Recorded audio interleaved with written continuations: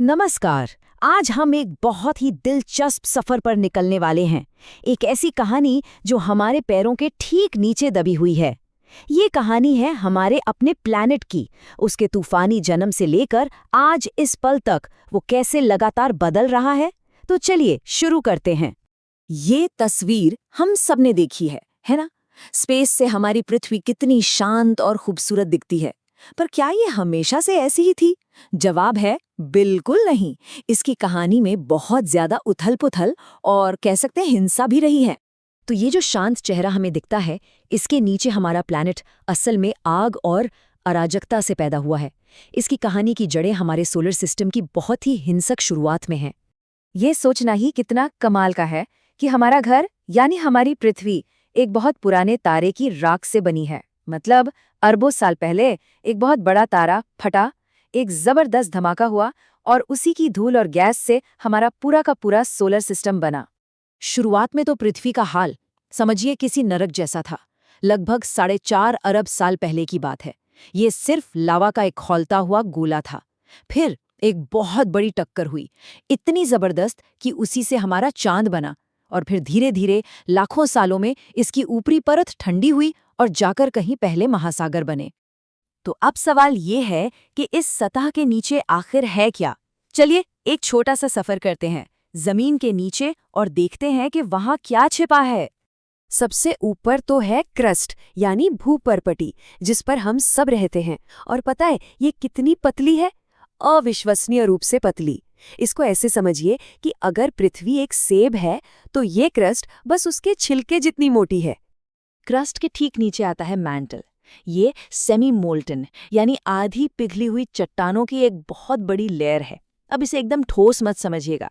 ये एक बहुत ही धीमी रफ्तार से बहने वाली नदी की तरह है, जो लगातार हमारे नीचे की दुनिया को बदल रही है। और फिर हम पहुंचते हैं सबसे अंदर कोर में। ये असल में पृथ्वी का धधकता हुआ इंजन है। इसमें एक लिक्विड आउटर कोर है और एक सॉलिड इनर कोर, और यही हमारे प्लैनेट की मैग्नेटिक फील्ड को पावर देता है। जरा सोचिए कैसा होगा अगर कोई इन सभी लेयर्स के बीच से सफर कर पाए।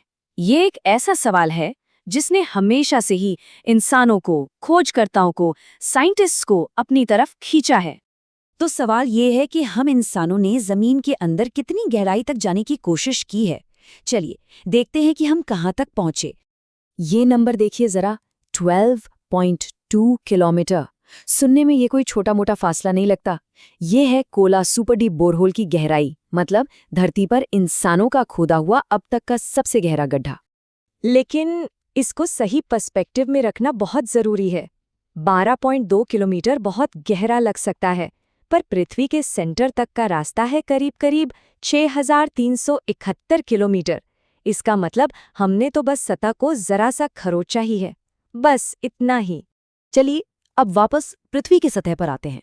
ठीक है, ये अरबों साल पहले बनी थी, लेकिन इसकी कहानी वो अभी खत्म नहीं हुई है। हमारा प्लैनेट आज भी इसी पल पूरी तरह एक्टिव और डायनामिक है। हम सब दुनिया के नक्शे को देखकर क्या सोचते हैं कि ये तो ऐसा ही रहेगा, है ना, कि सारे महाद्वीप और महासागर अपनी अपनी जगह पर फिक्स्ड हैं। पर क्या हो अगर कोई बताए कि ये नक्शा बदल रहा है, और वो भी हमारी आंखों के ठीक सामने? हाँ, ये एक चौंकाने वाला सच है। कॉन्टिनेंटल ड्रिफ्ट यानी महाद्वीपों का खिसकना ये कोई पुरानी इतिहास की बात नहीं है। ये अभी हो रहा है, इसी वक्त। और इसका सबसे जबरदस्त उदाहरण अफ्रीका में देखने को मिल रहा है। तो चलिए समझते हैं कि ये हो कैसे रहा है।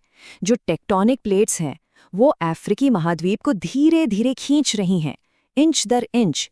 इससे बहुत बड़ी दरार बनती जा रही है, और वक्त के साथ सोमालिया प्लेट जो है वो मेन महाद्वीप से पूरी तरह अलग हो जाएगी, और उन दोनों के बीच एक नया महासागर बन जाएगा।